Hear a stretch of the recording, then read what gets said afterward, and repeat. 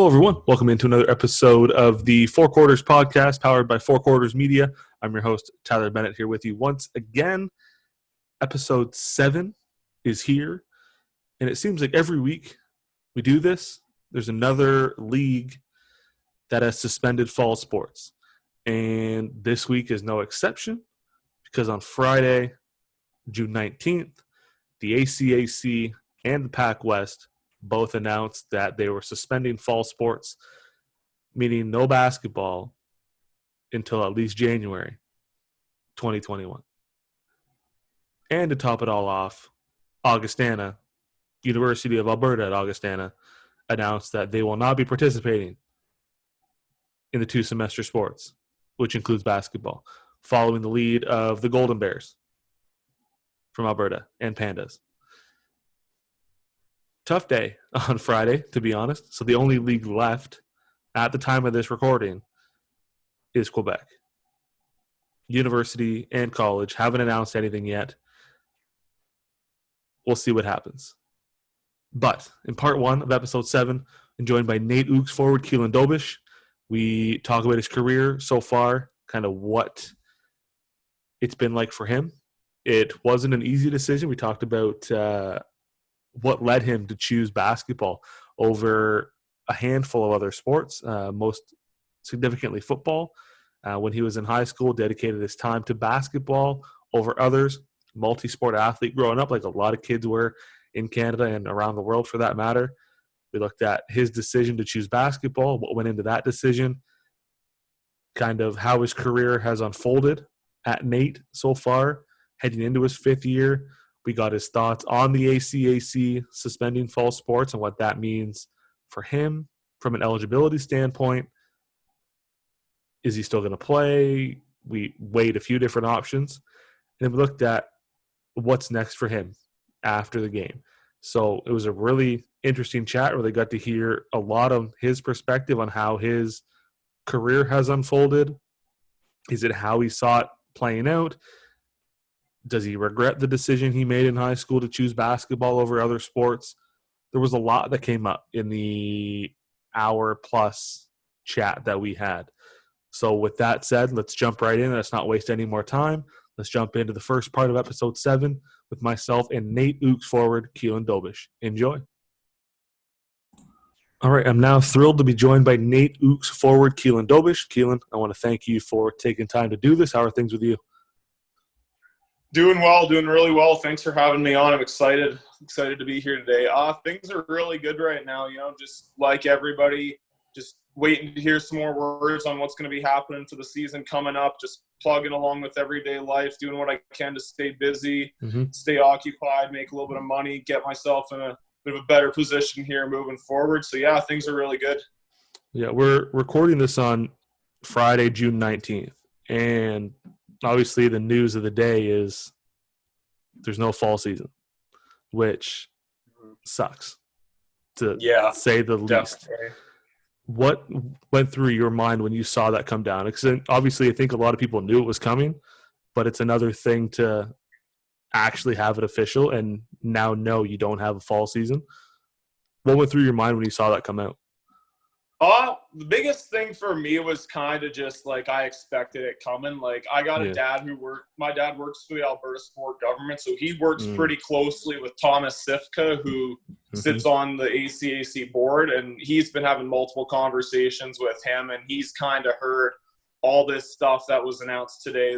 It's been in the works for a while here, it sounded like. So as much as it's disappointing to hear it, and disappointing that there's no chance of doing anything before Christmas time, I kind of knew it was coming, and I feel like it is the right call just based on how things are going right now, the uncertainty surrounding everything, and not being able to guarantee safety at the moment. So I feel like it is the right call, as disappointing as it is, and we're just going to have to kind of play it out and wait and see here what kind of effects happen from the stage 1 and 2 reopenings here in the last few weeks, and kind of just see what the after effect is from that.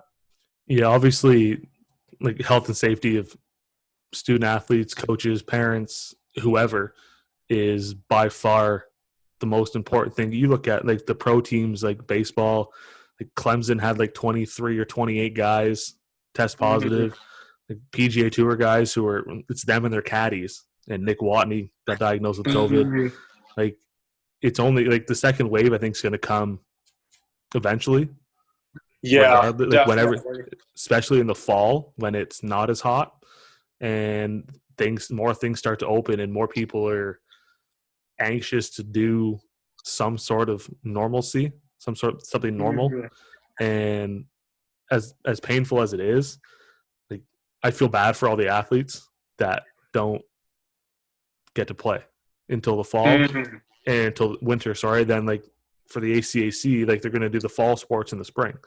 So soccer has to wait until April, which is well over a year after their last season ended. Yeah, definitely. That's going to be hell for them.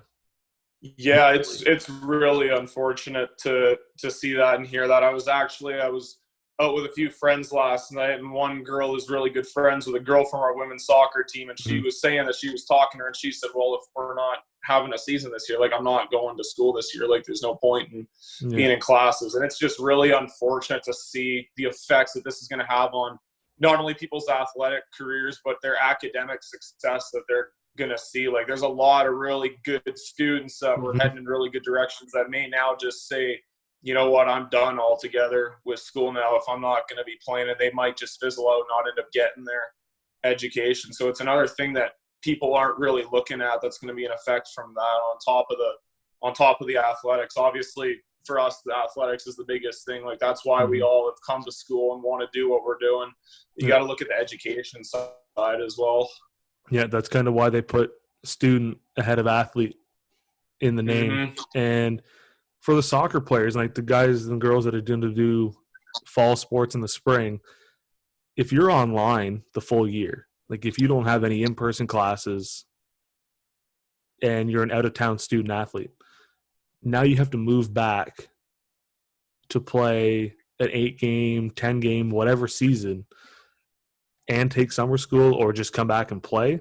Like, I think there's going to be, like you said, a lot of people that just quit, call it a day, and because they don't see a point now. And yeah, it'll be interesting to see what happens with that. Like, I know obviously for our school, the men's program is a very prolific program as well as the women's, but the women tend to build more of a continued program as far as people coming in and getting educations, whereas the men's team, a lot of the time, it's guys that have played for high-level club teams and haven't quite had an opportunity to play pro or semi-pro yet, come in for a year, do really well, and then they go out and they play wherever. Like, we got a couple guys that just signed to play for FC Toronto from a couple of years ago that played on our team. So it'll be interesting to see what kind of effects it has and what kind of guys you can get to come in and play, because especially if there's going to be no pro seasons potentially, like, it'll be interesting to see if you get some of those pro players that now come down and want to play for a year, and you see kind of the programs building as far as the prolificity of players that are coming in and the quality of the players that are coming in. So it'll be really interesting to see what the after effects are with that. It'd be interesting to see basketball too. Like, if you're only playing half a year and it still costs you a year of eligibility, are you going to have players that want to waste a full year for a half season?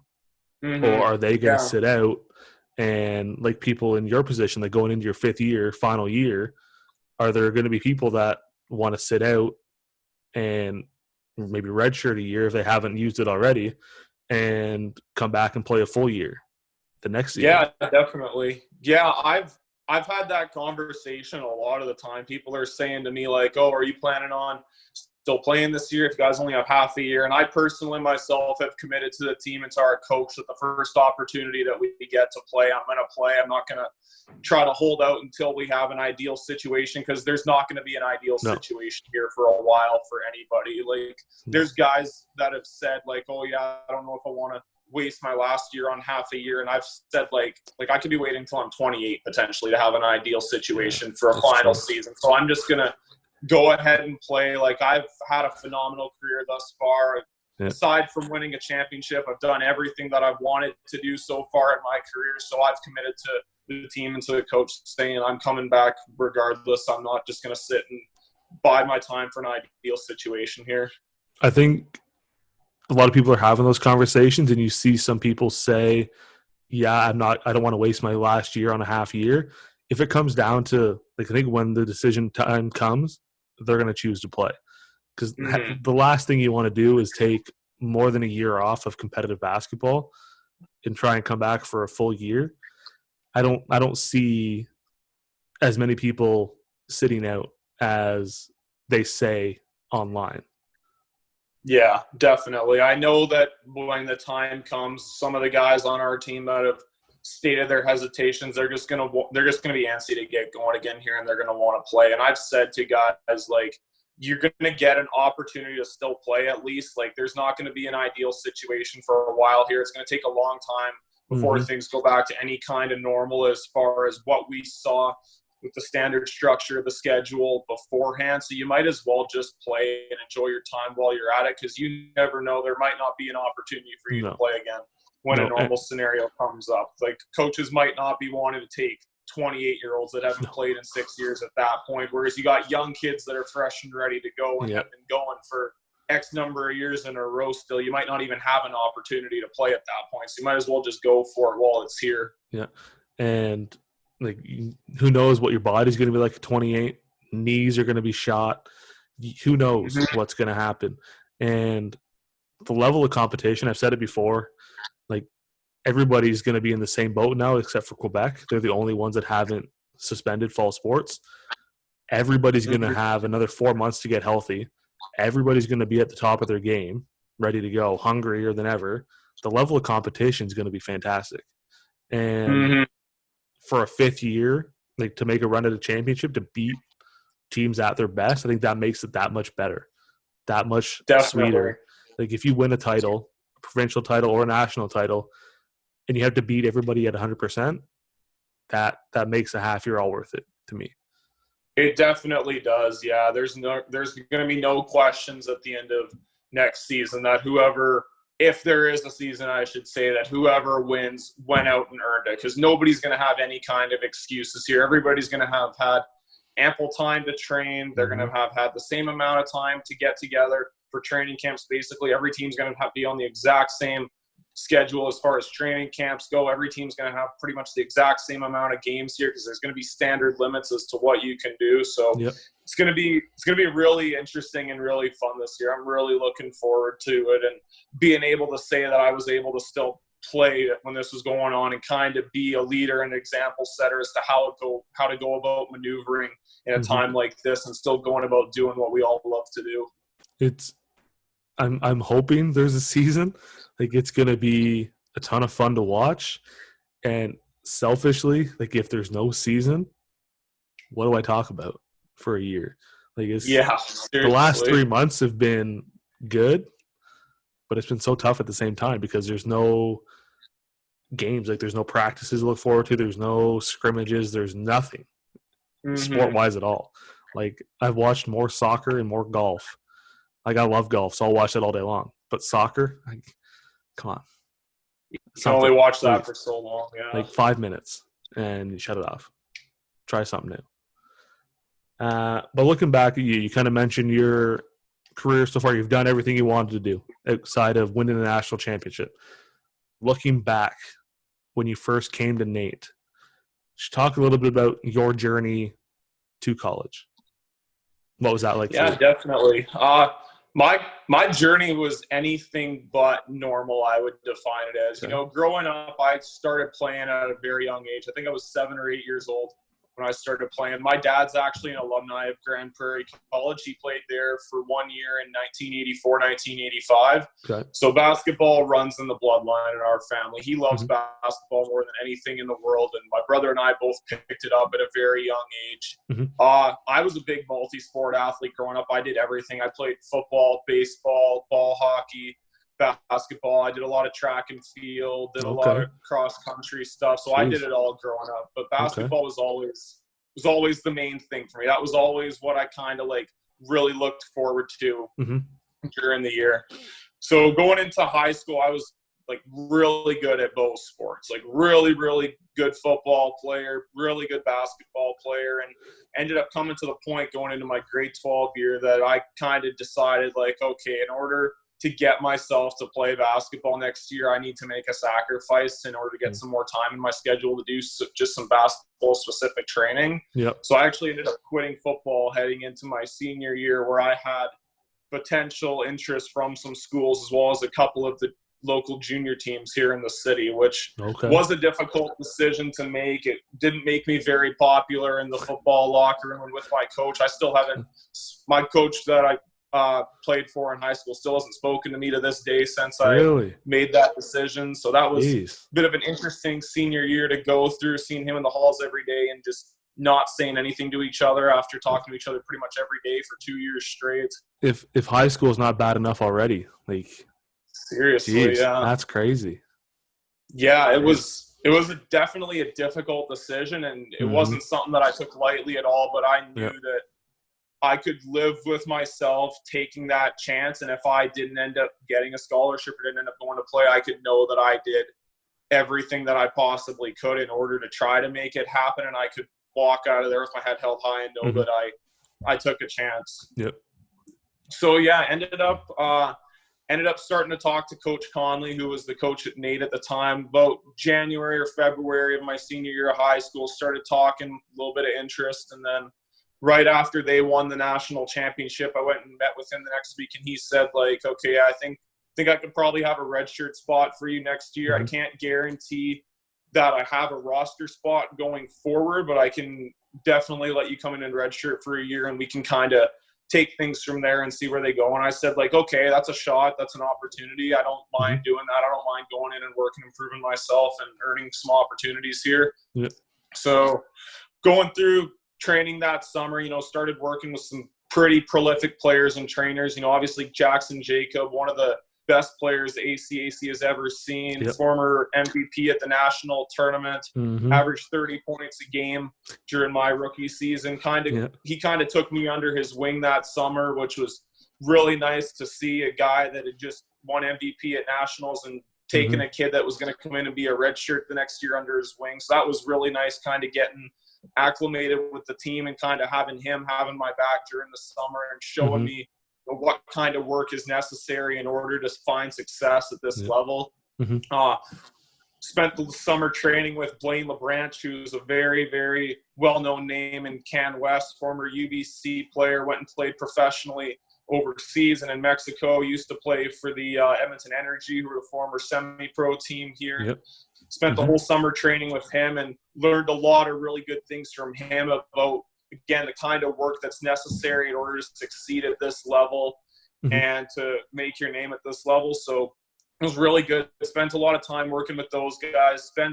Really kind of just broke my game down from scratch that summer. Like, I was a horrible shooter coming out of high school, and I kind of just broke my shot right down to the point where I actually, for the first time in my life, learned how to shoot with one hand. I always shot with two hands in high school, so learned how to shoot with one hand, which was a lot of work after shooting with two hands for 10 years and very uncomfortable some days, but definitely was good getting that done to know, okay, if I can break this down from something I've been doing for 10 years and get it down in a span of 3 months, all right, I can come in here and I can prove myself and I can earn some opportunities here going forward.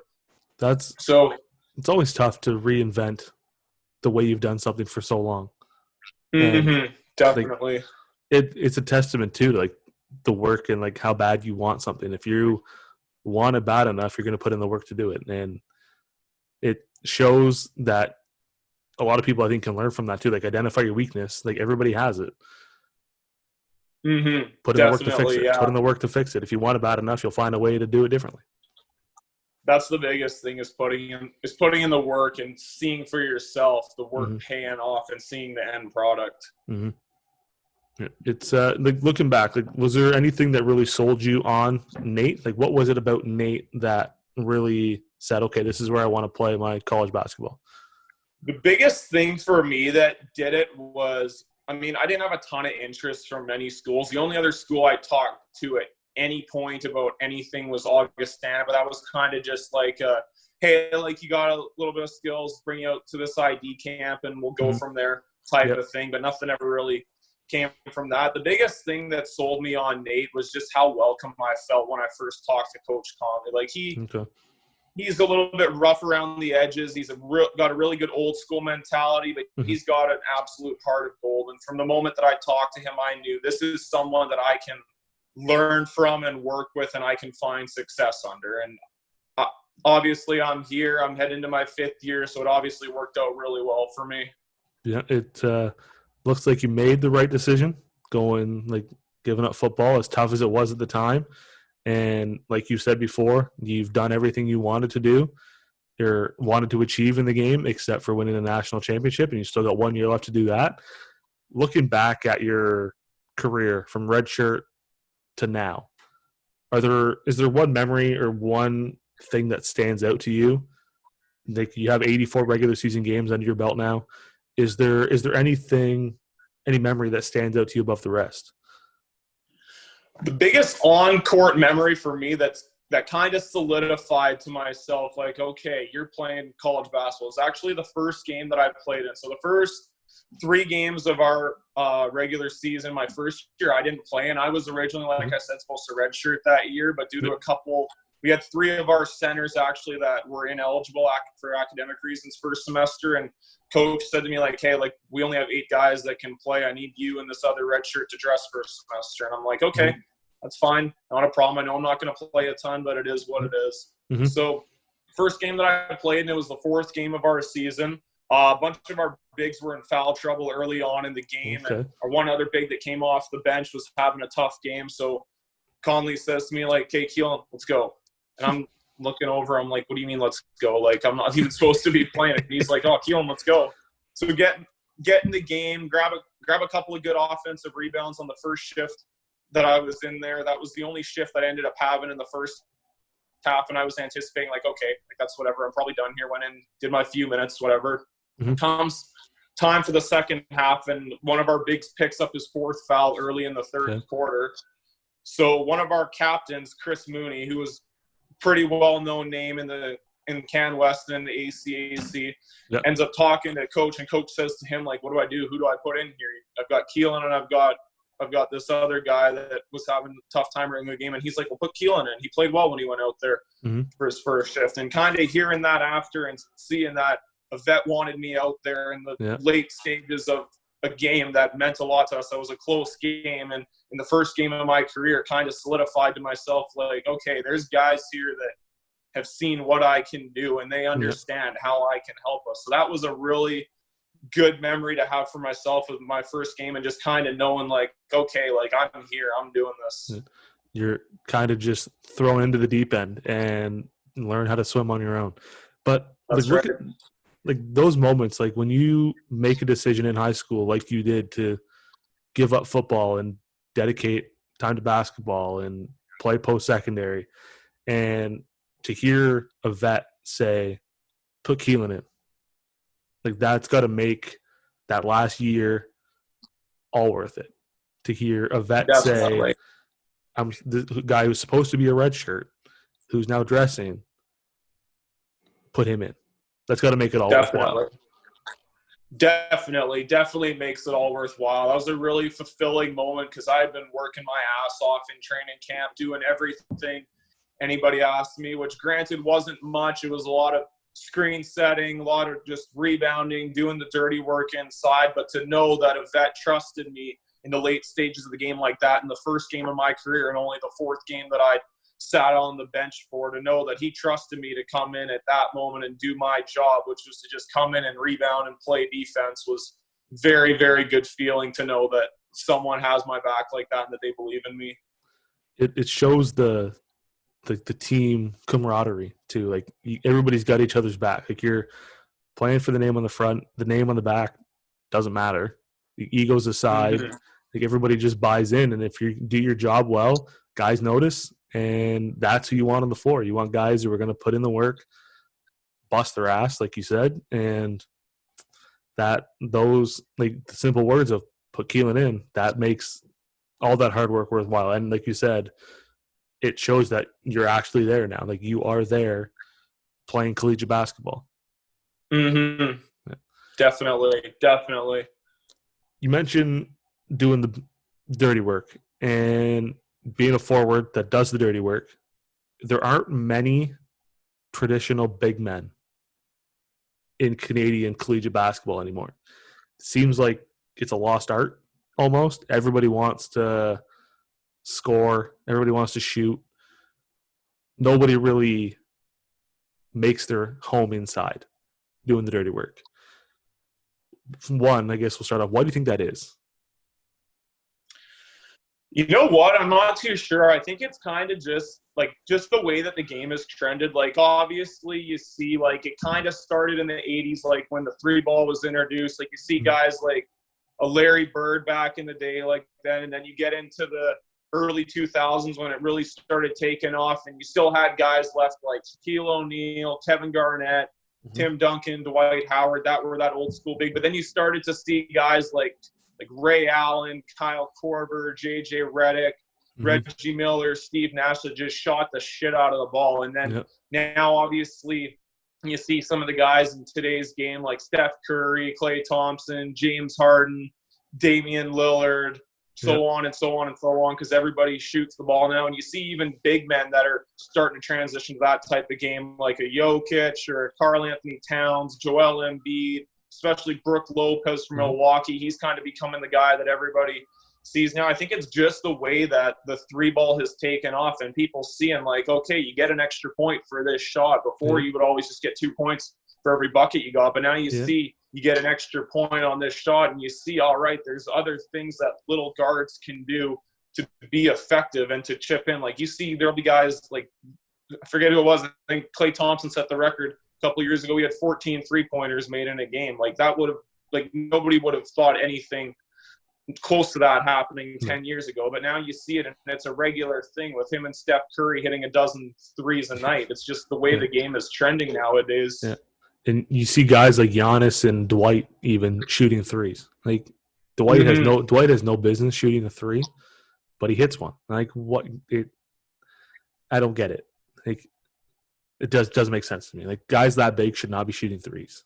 But I mean, it's, like you said, it's the way the game's evolved, and everybody's a stretch big these days, it feels like. And I don't know, but I think there are still a lot of benefits to having like your traditional big that just plays in the middle, does the dirty work, grabs the rebounds. But you see so many guards now too that like Westbrook's triple doubles like crazy. Like he'll get your 10, 12 rebounds a game. Like seems like everybody's so versatile, I guess now, for lack of a better term. But the traditional big, like you don't see it anymore. But there's so many benefits to it, I think. Definitely. Yeah, there is a lot of benefits. And, especially the way that the game is trending, especially with the way that bigs are turning in to how they are now, where you see a lot, like Jokic is a prime example. Like Jokic is already probably the best passing big of all time, and he's in his fourth season. But then you still got guys like a Montrezl Harrell who just plays with a motor that is absolutely unbelievable. He's just running around like crazy. He's only 6'7", and he's dunking the ball like Giannis is all the time. And you still have guys like a Bismack Biyombo who goes out and just rebounds the shit out of the ball consistently night after night. I mean, he doesn't play as many minutes now as what he maybe was when he was in Toronto and when he was in the earlier stages of his career in Charlotte. But you see, he'll go out there and he'll play 8 minutes a night, and he's got 6 rebounds in 8 minutes. Like, you still need a guy that's willing to just go out there and do whatever is necessary in order to win. Like, just go out, grab a few offensive rebounds, get more possessions for the team, set hard screens. They don't care if they get knocked to the ground. They don't care if they have to get in a tussle with someone from the other team. No. It's a change of pace too. It's a totally different game, like you said. Like gives your, like, even if it's just a bench guy, it gives your starters a rest. It gets you those offensive rebounds, those more possessions, and if you pick up 2 fouls, so be it. You got your 10 minutes, you got your 12. You can withstand the physicality other guys throw at you. You can dish it back just as much. And you said set those hard screens, do the dirty work. I think more teams should have it, especially in Canadian collegiate. You don't see it. It's flashy. Guys want to shoot. Give me a big, like a traditional 5 all day long. Doesn't have to start. Like I'll take the shooting bigs too, just as much. But give me 1 or 2 of those, change of pace, old school guys that can just grind you down, beat you up inside, I'm a happy guy. I'm simple. Mm-hmm. Yeah, we ran a lot this season, especially in the first semester. One of our center, Marcus, who ended up playing a lot down the stretch for us, he was academically ineligible due to a little kink in his transfer first semester. So first semester, we were basically running myself and Hugo Cluysen as the fives. And then we had Jamal Hines as our other guy playing the four. So Slav, should I say, was just running a three-man rotation between the three of us. And it was like, all right, Hugo's out there, and he's like a stretch four in the word. Like, he's a typical European four. He's like a Porzingis, just doing a little bit of everything. And then I'm coming in there playing like a bit of a Montrezl Harrell roll off the bench, and we just got complete different ends of the spectrum when the two of us are playing together. It's like teams couldn't really game plan phenomenally for that when the two of us were out there together. And the two of us actually ended up having some really good success with one another as far as some of the plays that were set up to be ran when the two of us were out there together. So yeah, it ended up turning out really well. I don't think it was something that a lot of people anticipated would work phenomenally well together, just because our games are so different from each other. But having him playing in the high post and then I was working the low post, it actually worked out pretty well for the most part. And you don't, like, a lot of teams don't see that anymore. So if you have both of you guys out there at one time, or you rotate, like a three-man rotation, it's totally different ends of the spectrum. So teams have to be like, they have to switch real quick, switch their mindset, switch their schemes, and not having a lot of traditional fives out there like yourself, teams don't practice that a whole lot. They don't practice situations where that's the case. So when you have Hugo on one end of the spectrum and you on the other doing two completely different things, that keeps people on their toes, and they have to adapt. And if you don't adapt quick, then you're just going to get absolutely torched. And yeah, exactly.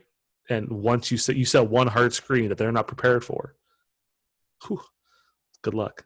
Yeah, that's right. That's one of my favorite things, is blowing guys up on screens, especially when guy from the other team doesn't call it, and I know I'm waiting there and know the guy's ass is hitting the ground in 2 seconds. I had one time I set a screen like that on a guy, and I ran by his teammate on the way back down after we had scored. I'm like, you need to call that screen next time or he's going to get hurt.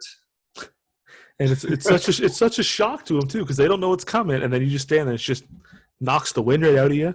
Like, you're like just dazed for like 2 or 3 seconds, and you don't know what happened, and all of a sudden the ball's going the other way, and you guys just scored. Like, that to me, like, I grew up playing hockey all the time. Like, I'd never played a game of organized basketball in my life. I will fully admit it now, but it's the same thing in hockey. Like, you get like blind passes, guys' heads turn the other way, and it's just, I play defense. It was a lot of fun just to give it to guys sometimes. Like, just watch them fall down the ice a bit, and it's just kind of like, you can't be giving them blind passes. You can't set them up to be absolutely knocked over. And it, again, the same thing. Like, wind gets knocked out of them. Like, it sounds bad, but it's kind of fun at the same time. Like, it's a little bit of extra enjoyment on top of the game.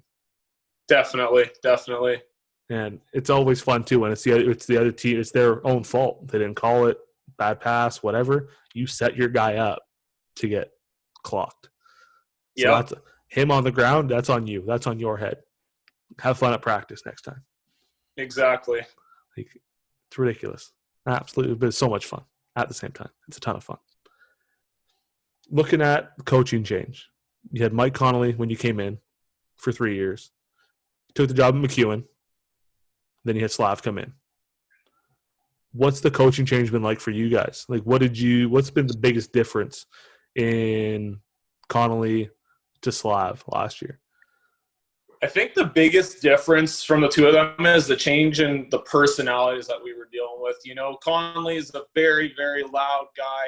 He loves to be vocal with us. He loves to be involved and know, like, what's going on with our personal lives. He's always talking to us about our personal lives and cracking jokes with us at practice. And it's almost kind of like having another player on the team as far as kind of how he was. Whereas Slav is a lot more, like, formal and composed with how he communicates us. It's a lot more like kind of like structured communication, like how you think of it. But that's also the background that Slav comes from. You know, he was a TV reporter for 10 years. So that's kind of the background that he came from and brought in. So it was just a lot of going from one personality to another, and like, okay, the conversations you maybe had with Conley before, you're definitely not going to be having with Slav now. You know, you're not going to be talking to Slav about what you and your girlfriend did on a Saturday night, whereas Conley loved to hear those kinds of things from us. So it was just a shift of personalities, but it's been phenomenal, the coaching change. I could not have asked for anything more from Slav since he's come in. He came in and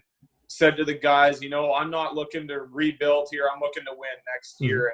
And seeing the kind of impact players he was able to bring in, you know, obviously I've mentioned Hugo Cluysen and Marcus Taylor-Knighton, and then obviously everybody who paid attention to the league this year knows what Sean Michael Clancy came in and did his first year up here this year, the ridiculous numbers that he was putting up, and then bringing in some other guys like a Will Pittman who transferred to our school, you know, a shooter like Vishal Dillon who came in and he's shown how great of a shooter he can be, and then bringing back old guys like myself and Daryl Broderick and Jamal Hines to the program, and, you know, even a guy like a Zach Morgan who hadn't played in a few years, played 1 year at Red Deer, but came in through open tryouts to the team and made the team and ended up playing some pretty important minutes off the bench for us down the stretch. It all just came together really well, and Slav did a phenomenal job this year. He put together an incredible group of guys, probably my favorite group of guys that I've ever played with on a team. I can honestly walk out of this year saying I enjoyed playing and spending the year with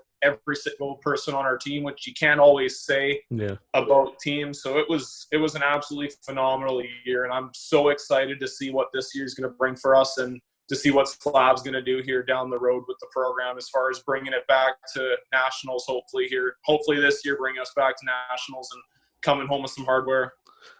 Sean Michael and Hugo, I think, are two guys that didn't get anywhere near the level of attention, respect on a national scale that they deserved, even provincial wise. I think guys had respect for them, but I don't think there was nearly enough attention put on what they did, especially Sean. Like, his season was remarkable. And it was incredible, yeah. Outside of Alberta, I guarantee you nobody knows about him. And that's a shame. Nope. I could say that for a lot of guys and girls across the country. Like, there's no national coverage. I could go on that for hours. But the season that he had is crazy. And how so far under the radar it flew outside of Alberta. It's mind-boggling, absolutely mind-boggling. It was, yeah. It was ridiculous to see. Like, even watching him, like, I was practicing with him every single day and seeing some of the stuff that he was doing come games, I was blown away. I was like, holy shit, like, how is he doing this? And it was like, it's not like it was just every once in a while thing. It was like night after night after night, he was doing something that none of us expected, and he was putting up close to triple-double numbers every single night. Like, his third game in the league, he came and put up 41 against Lakeland. I was like, man, like Solon Ellis, who used to play for us, who's really good buddies with him, which is how he came to the school. He was telling me in the summer, like, Sean comes in and he's at his peak. He's the best player in the ACAC this year, in the top 5 in the country. And I was like, okay, like, that might be stretching it a little bit here. And then I saw him first couple times. I'm like, okay, no, Solon's telling the truth. This guy will be player of the year this year in the league if things work out right. He is legit.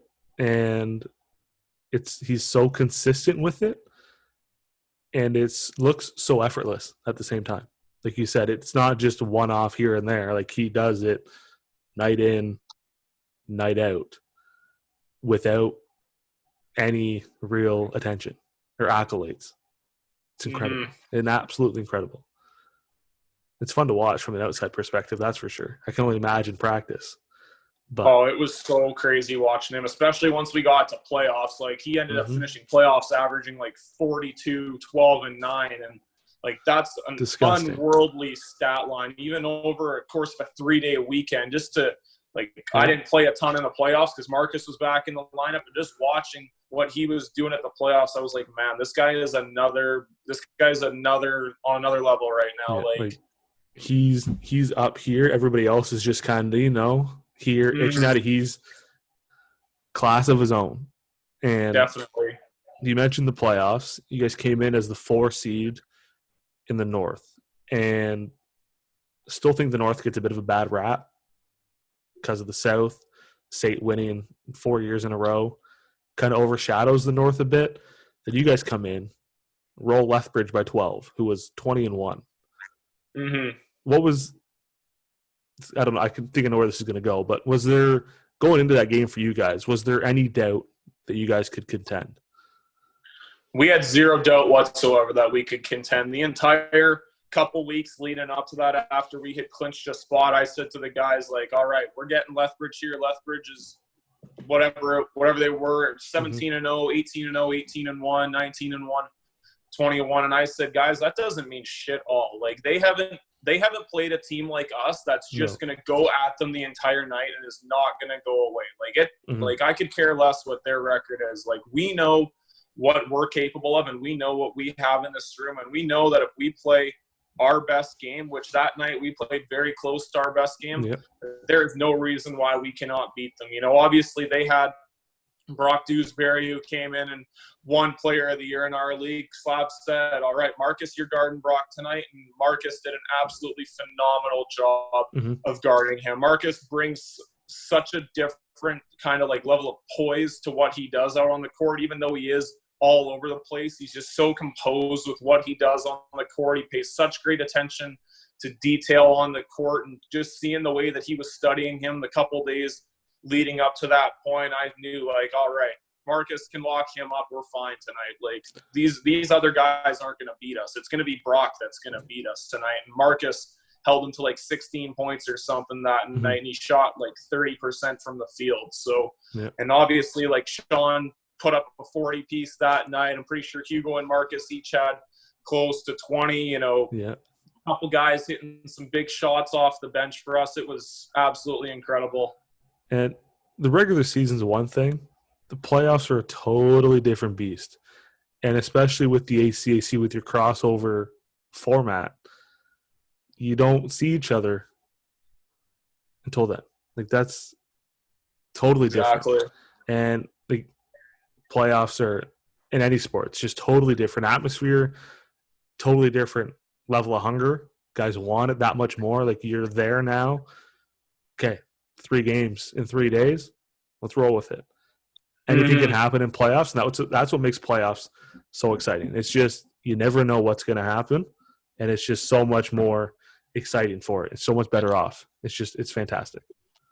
And we came into the playoffs this year, like, everybody always says, you want to be playing your best basketball come the tournament. That was the thing that Conley always preached to us during the seasons. Anytime we had a little bit of a rough stretch, he always said, guys, it's okay. We're fine. We want to be playing our best come the tournament. It doesn't matter what we're ranked. We just want to be playing our best come the tournament. And obviously, we walked into the tournament this year as the number 4 seed. I don't think anybody, except for anybody who supported our team, thought we had any chance of winning that night. But we were playing our best basketball come the end of the season. Like, everybody was ready to go. Marcus was in full swing finally after coming in at Christmas time. Him and Hugo had chemistry like you wouldn't believe. Sean was doing his thing all year long.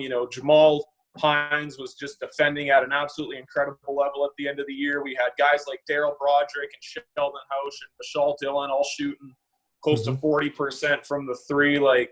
We were just locked in and ready to go, and we knew if we came out and played our best game against Lethbridge that night that there was nothing that they were going to be able to do about it. I know I forget who it was, but I got some heat on Twitter because I tweeted out that you guys upset Lethbridge. And I don't remember who it was, but like, well, if you watch the season, it wasn't an upset. Well, like, it don't mean it like that. Like, you're a 4, they're a 1, regardless of how the year went. Ranking-wise, it was an upset. Yeah. I don't know who. I forget who it was. It was a guy, someone on the team, I think, actually gave me a little bit of grief. Sean. It was probably either Sean or Marcus that gave you grief then. I don't know. I'd have to go back and look. That's going to bother me. But I was just like, you got to pay attention. I paid attention. I know. I do what I can. There's a lot of teams to watch in 1 year, but just overall, I mean, like you said, it was close to a perfect game that you guys could have played. and you want to play your best in the playoffs, and you guys did that. And once you got in, anything can happen. And fortunately, you guys finished fourth, so you got 1-2 overall. But I mean, that's still knocking off the top team in the conference, former number one in the country. It's a decent feather in the cap, I'd say. Definitely, yeah. It was obviously very disappointing not being able to advance further than what we did and place higher than what we did. But even Friday night against Ambrose, we know that we gave that game every single thing that we had in the tank. And it just happened that Ambrose was a little bit better that night. And it happens. It's unfortunate, but it happens. Neil's done a phenomenal job with that program since he took over, won 2 South Coaches of the Year. He got the team finally into the playoffs last year, and then followed up this year finishing in third and ended up taking them to the final. And I give them all the credit in the world. They played an absolutely phenomenal game that night. They had guys coming off the bench that nobody would have expected were going to be difference makers that night, and they had a guy coming off the bench and score 24 and have 12 rebounds that night. It happens. Sometimes you just get beat by a better team, and all you can do is know that you gave it everything you have. And we know that we gave it our all, and we know that they gave it their all, and their all was just a little bit more that night, unfortunately. But we walked out of there with our heads held high. We know that people saw what we did this year after expecting that we'd be bottom feeders for the next couple of years. Obviously only finished in fourth, but came in and had the kind of performance at playoffs that we did, and hopefully showed to people that, we're back and we're coming for the top spot again here. Yeah, even if you lose, like, someone's got to lose. As long as you leave it all on the floor, you can't really fault yourself for anything else. It's one thing to go in and kind of half-ass it and lose by 30, then that's on you, 100%. But if you go in, leave it all on the floor, and the better team wins, like, that's all you can do. Like, you can't give more than 100%. As long as you do that, you're going to lose. Even if you give your 100%, it's not going to be as good some nights. You just got to take it as it comes, right? Exactly. It's part of life. It's part of every single game. Someone's got to lose. There's no ties in sports anymore, except soccer, which is ridiculous. But yeah, it's really the only game you can tie. Like, that's it. So someone's got to lose. Some nights it's going to be you, and that's okay. You take it, you learn from it, and use it to fuel the hunger for next time. Exactly. Yeah, couldn't have put it any better. Looking at your career, going from grade 12, giving up football, choosing basketball, to now going into your 5th year, pandemic aside, because nobody can plan for this at all. Is this how did you envision your career unfolding? That's actually a funny question. I get asked that question a lot of what I anticipated my career going.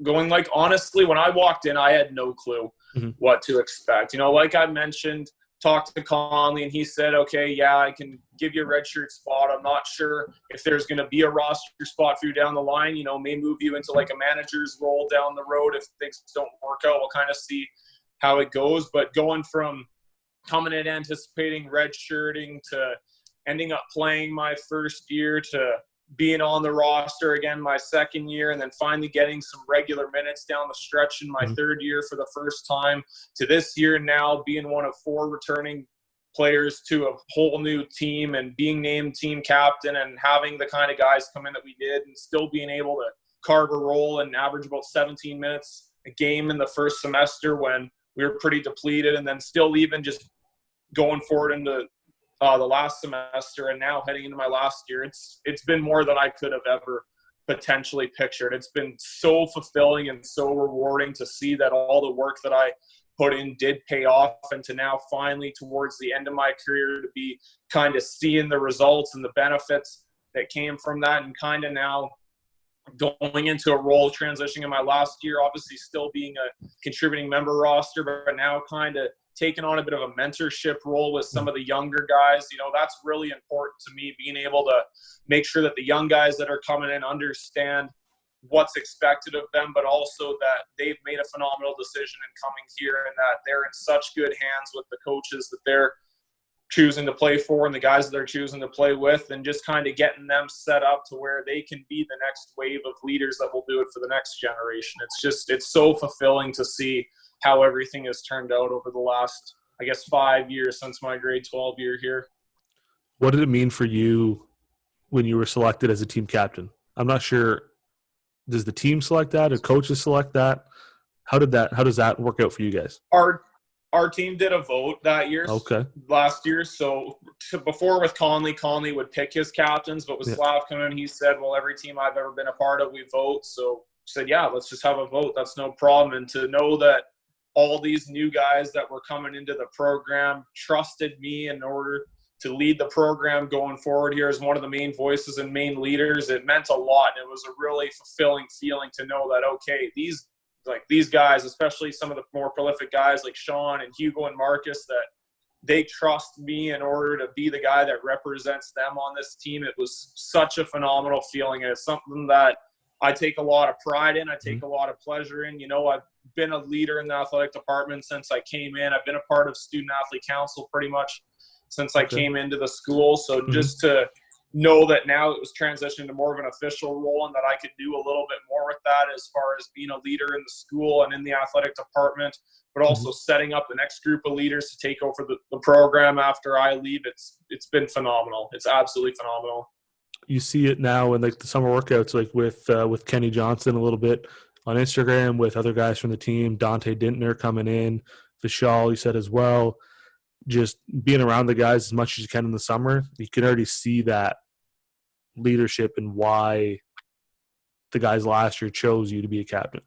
You see that now with the new guys coming in, like you said, kind of helping shape them to be future leaders of the program. You can see why. And it's one thing to be selected by a coach as a captain. It's a much better feeling to have your team vote and then they select you because they're the guys you're around all the time. That, to me, that makes it so much more, like you said, impactful and so much more meaningful to be selected by the guys you play with every day. Definitely. You opened it up to Instagram a little bit for some questions. Okay. I'm going to recycle one that I had from Dylan Marsden at Camosun, and kind of revolves around ever-changing roles. And how do you stay motivated when your role is always changing? Like you mentioned last year, first half of the year, you're averaging 17 minutes a game, roster's a bit depleted. Second half, guys are back, whatever, minutes are a bit different. How do you keep yourself motivated and ready to go at all times when your role is constantly in flux? The biggest thing that I always hang my hat on is knowing that I have a lot more to offer than what is seen on the court, as far as being a leader and being an example setter, being a great source of positive energy on the bench, being a veteran. And there's a lot more things that I see on the bench now that some younger guys may not see sitting on the bench. And obviously I was in that position at one point in my career, but now seeing some of those things that I can then communicate to other guys that are on the floor, I still know, okay, I'm helping us from the bench here. It's not coming on the court, but I'm seeing things from the bench that can be relayed and transferred onto the court for other guys. I did a lot of talking to Hugo and Marcus second semester, just with the observing that I did from on the bench and kind of relaying that information to them to help them be more successful, even if it's just something as simple as, hey, when you get the ball in the right block, the guy's giving you the baseline the entire time. He's shading you to the baseline. Just something simple like that.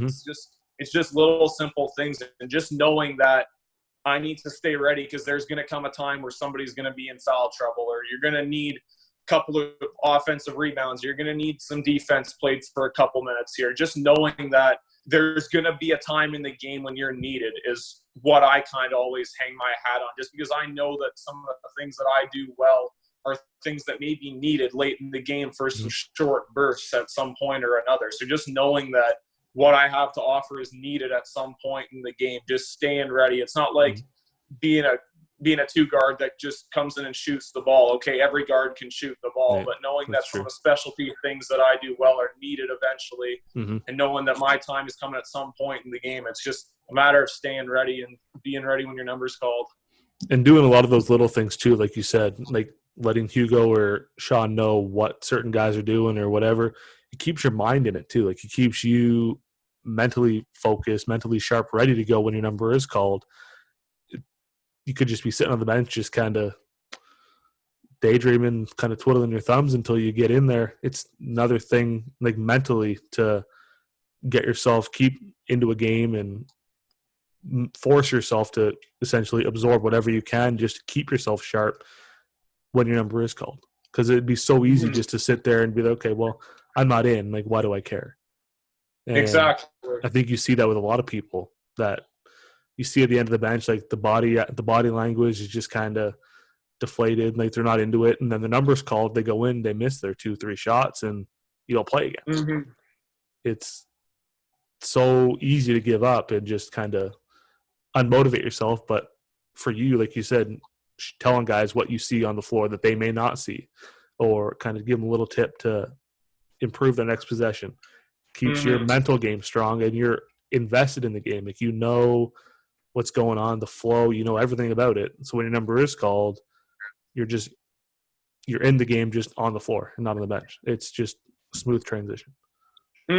For sure, yeah. And the big thing for me as well is that, I play with a very high level of energy on the floor, but I also am really good at keeping myself composed and staying mentally in that part of the game where some guys, their minds might drift a little bit or they might get a little bit overwhelmed with things. So I find that I'm really good as well at just kind of calming things down for us, especially if, the other team goes on a little 6-0 run and we go – somebody's at the free throw line and guys are all worked up about it, just saying like, hey guys, it's all good. It's just a 6-0 run. Like it's whatever. It's early in the game. We're fine. Just being able to keep guys' heads focused on the bigger picture and not get lost and focused on too many little things that happen during the game. It's like, all right, little thing happens. All right, whatever. It's done. It doesn't matter. It's over. We can't change it. And that's why you were voted a captain.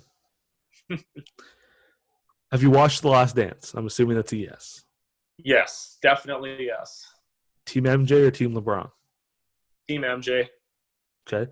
And where does Kobe rank in those two? Kobe, for me, all time, I have him in my top 10 for sure. Okay. I kind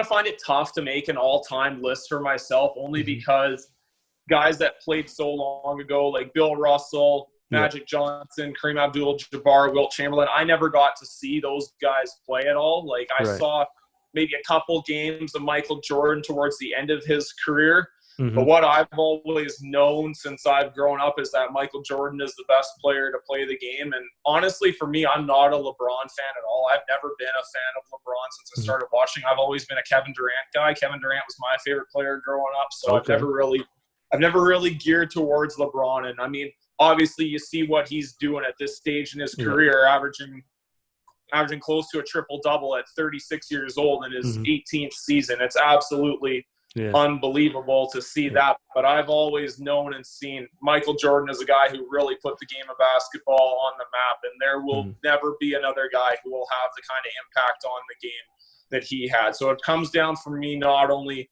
on the court, but it also comes down to what he's done as far as building the game. Like the game of basketball, obviously, was popular before he came in, but he took things to a whole nother level when he came in and really set the stage for guys like Kobe and LeBron and younger guys that I've seen growing up, like Kevin Durant, and now some of the top names in the game like Giannis Antetokounmpo, Anthony Davis, and now you see young guys like Luka Doncic, Zion Williamson, Jason Tatum coming in that are ready to make their mark on the game now and are probably going to be in that conversation at some point towards the end of their career. As a Durant guy, how good do you think that Oklahoma City team could have been if him, Russ, and James stayed together?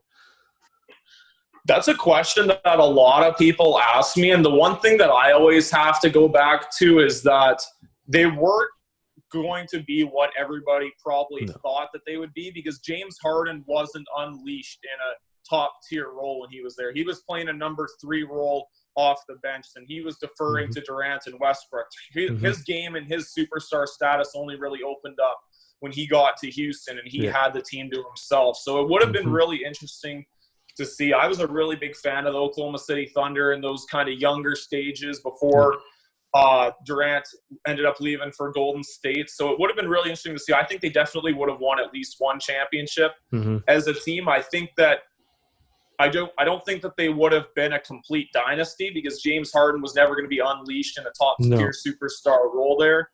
And they didn't have a very good big on their team. Like, obviously, Kendrick Perkins back then, he did what he could, but he wasn't any kind of a superstar big. Like you see now, they got Steven Adams. Steven Adams is a perfect example of an old school big as well that just knows how to do his job. So I think if they could have had maybe Steven Adams and Kendrick Perkins' place, I think that they definitely could have made a push for a dynasty role. I don't think that they would have won any more than 2 championships as a group. It would have been really weird to see one of those 3 guys as a third option. You can see it with Golden State when they're healthy. KD, maybe if Steph and Clay have a hot hand, that he's the third option. But it would have been weird to see them 3 on one team and a Russ or a James is a third option on offense. Like it would have been a weird.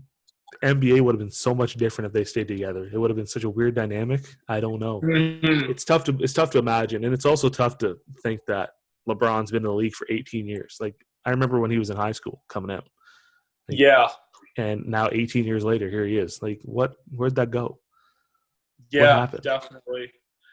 And it would have been interesting to see what would have happened with the Miami team had OKC have stayed together. Like, Miami beats OKC in 2012. All right, does OKC go to the finals in 2013? Because that was the year that Westbrook hurt his knee in the playoffs and they ended up getting knocked out by Memphis. So it would have been interesting to see, like, okay, does OKC make it to the finals next year? Do they beat Miami? Does San Antonio make it to the finals again? Do Tim Duncan and Popovich get their 5th championship, or do they stay at 4? Like, does LeBron end up going back to Cleveland because of that? It's really just you can put a what if on any single moment in that's true. Sports or even world history, and you can think about the domino effect that would happen. But it's something that I always think about, like, oh, what if they would have just paid James Harden his $6 million and chose Ibaka over him, and then 3 years later they trade Ibaka to save some money. It's like, all right, well, you guys basically just counter-convinced yourself on that because you guys said you weren't going to pay someone. You ended up paying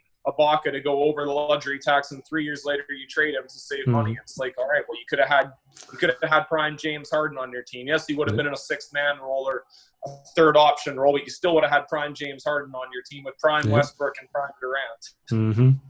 Like, I feel like now, especially with all the fall seasons canceled, like no pro sports on, people are just going to what if everything just for the sake of some sort of sport.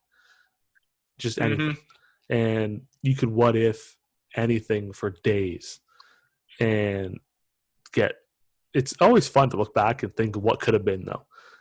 Like, especially for you as a Durant guy, what if they won in Oklahoma City? Like, that would have been fantastic. Would Durant have stayed? Probably.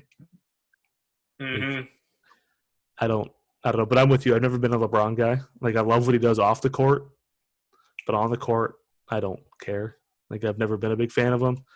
I've never been a big fan of Tiger Woods either. So it is what it is. I don't like the big name guys. I pull for the little guys. It just makes it more fun. Makes it more stressful at the same time. Not knowing if you're ever going to win a title in your lifetime. That's another thing I like to do for fun. Stress myself out for no reason at all. It is what it is. That's right. Any pregame rituals that you partake in? Are you a superstitious guy?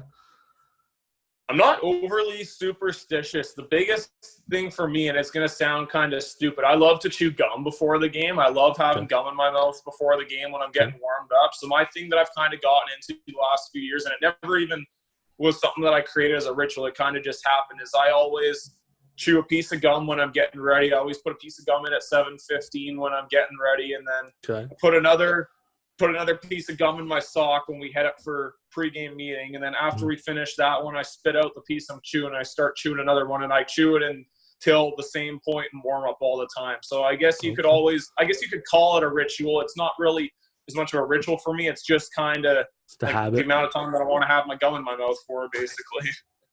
Is it one particular type of gum, or is it just Stride whatever? spearmint gum. Stride Stride spearmint gum. spearmint. Okay, Yeah. specific. It's always Okay. stride spearmint for me. I'm a huge spearmint guy for gum, and if I don't have stride, then it's trident. It's one of the two. Okay.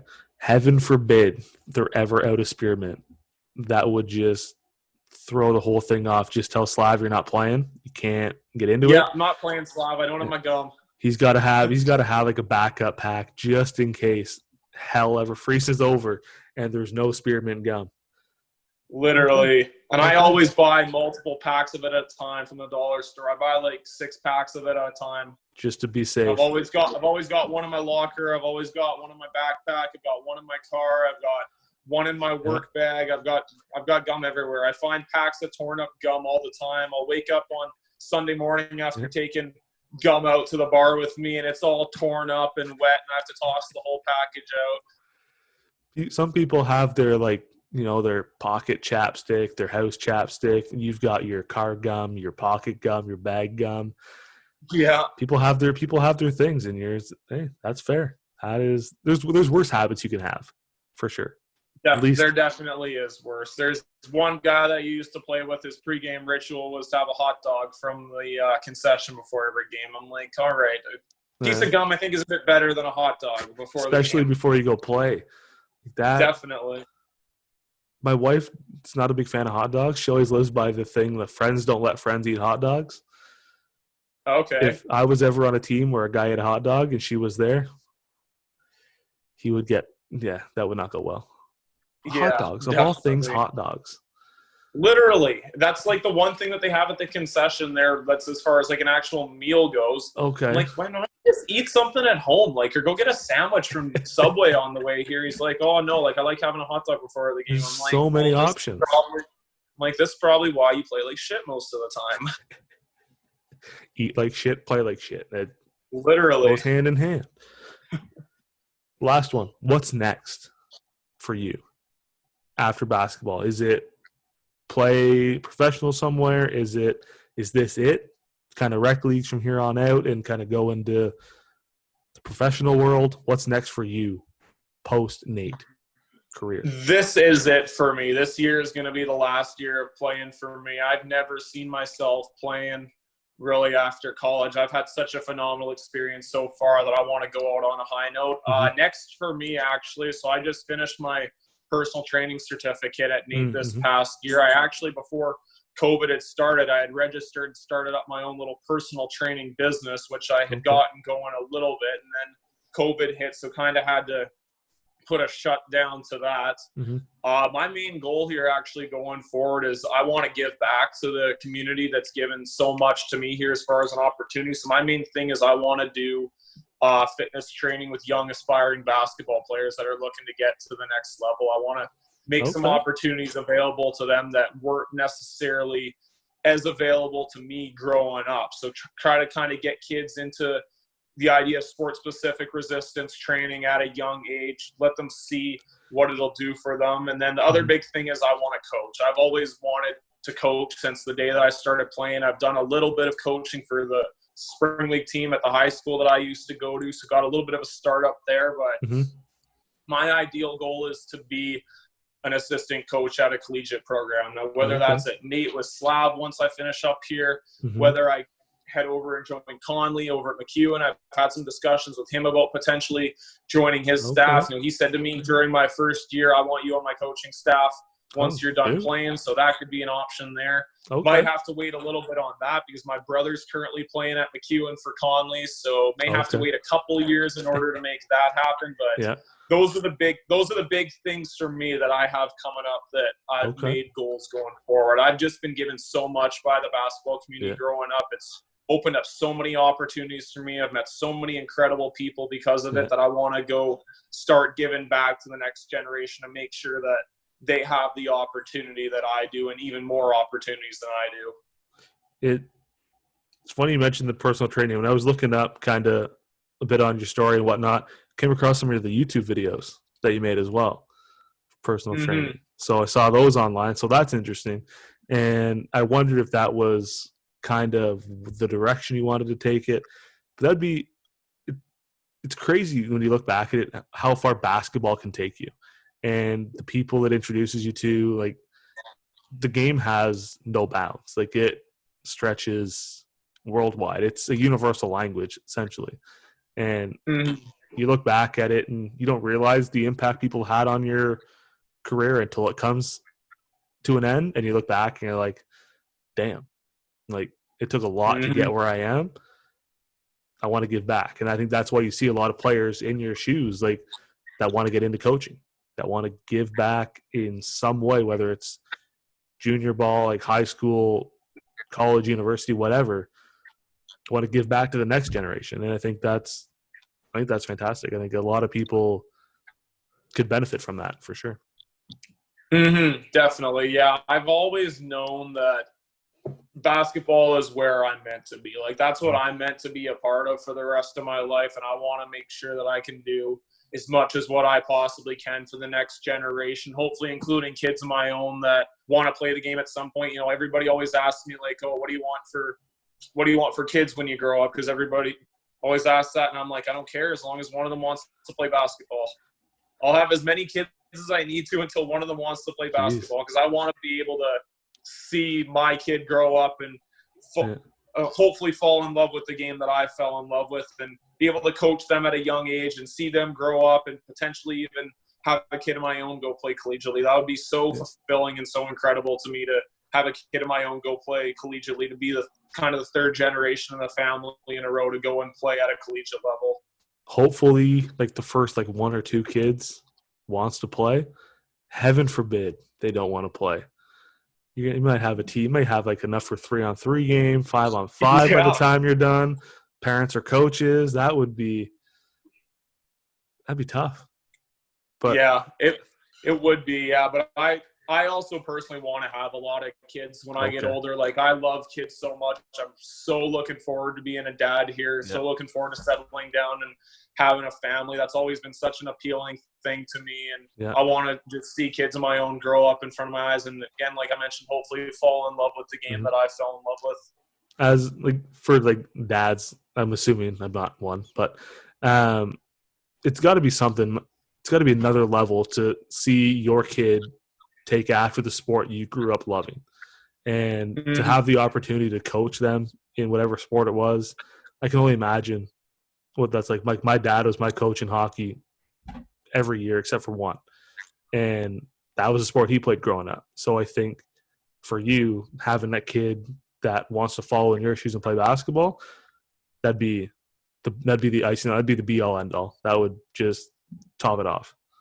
It'd be phenomenal. Yeah. You know, my dad was always my coach growing up. He started coaching me when I was 8 years old, coaching myself and my brother. You know, like I mentioned earlier in the podcast, he's an alumni of Grand Prairie Regional College. And two of my best memories were the first time that we went up to Grand Prairie my rookie year. That was such a special moment for the two of us, because he ended up coming up that weekend. It was actually his 50th birthday weekend. And, you know, not something that you would think to be doing on your 50th birthday weekend, but we were driving back on a Sunday, and he said to me, you know, there's nothing I would have rather done this weekend than watch you go play your first game up at the school I used to play at. So that was phenomenal. And then my third year and my brother's first year, when he came to play with us, playing our first games up there together where he used to play, was another absolutely phenomenal moment, and moments that we'll remember for the rest of our lives, and memories that we'll share together for the rest of our lives.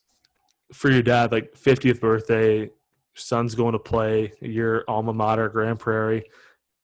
Everything came full circle for him. Like, that's got to be probably one of his best memories too, for sure. Definitely. We talk about it a lot. It's a really, really special memory for us. Last one, hypothetical. 1-on-1, you and your brother. Your dad's the ref. Who wins?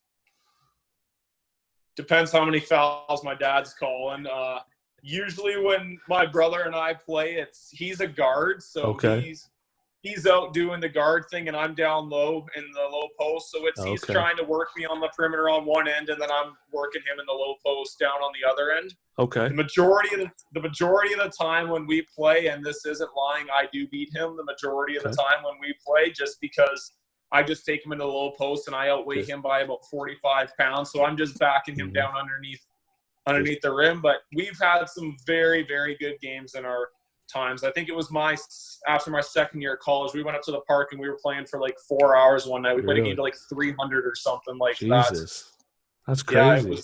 we've had some incredible games against each other over our time, but we've also had incredible times playing together because we played together for 3 different schools: junior high, high school, and collegiately. And when he was coming into high school, we played together on the spring league team that summer, and it took our coach all of 5 minutes to realize what good a chemistry we had together. He's like, all right, you two are not coming off the floor together at all. Like, you guys know what's going on out here. You know where the other one is without even looking. Like, you guys just go at it. It's that brother connection. You can't replicate it. That's right. It's a little added advantage that nobody can get mad at because you can't fault you for it. And we're so different as far as our personalities, not only in life but on the court. Like, I'm such a vocal individual. I'm always chatting and yelling and talking people up, and he won't say 2 words. But once we hit the floor together, it just it just clicks. Like, it's like you said, it's that brother connection. It just works between the two of us. And the fact that he's a guard and I'm a center, it just works out so well because our pick and roll game was so phenomenal growing up in high school. Like, nobody could guard our pick and roll game. He talks to you, and then you talk to everybody else, and then relay it back to him. Literally, that's how it went. I'd literally just have to say 1 word to him, and he would know what's going on. Whereas other guys, you got to explain like a couple times and get a bunch of words in there. But I say one thing to him, and he knows exactly what we're doing. That's fantastic. Those are the memories that you guys look back on. And when this is all done for both guys, those are the ones you look back on and be probably some of the best you guys ever had playing together. Definitely. Well, Keilan, I want to thank you for doing this. It was a ton of fun to kind of hear more about how your career unfolded. And hopefully there's some sort of season this year. You don't have to wait another year, hopefully, to get this final year done. Wish you guys all the best, you and the family. And anytime you want to do this again, by all means, let's make it happen and even get your brother on too and have a little brotherly contest if we have to. Definitely. I really appreciate you having me on. Before I head off here, I just wanted to say thank you to anybody that's listening that's considered an essential worker right now, that's dedicating their time and energy to keeping all of us safe and hopefully getting this wrapped up under control. To all the athletes this upcoming season, I hope to see you guys on the court, and I wish you guys nothing but the best this year, and hope you guys all stay safe, and hopefully we're able to have a season and we can all get out there come after Christmas time. It's crazy how the essential workers now, everybody like 3 months ago, just kind of it wasn't. And now it just shows how essential they've been all along. It's definitely they all flew under the radar, and now it's the world shuts down and they're keeping us afloat. So I can't even put into words how much that means to all the how much they mean to the world. I can't put that into words, but you just did. You just did for me. So thank you for that too. That was fantastic. Definitely. Thank you very much for having me on. Really appreciated the talk and the time. And like you said, hopefully we can maybe do this again soon here after the season and discuss how things unfolded. Absolutely. Look forward to it.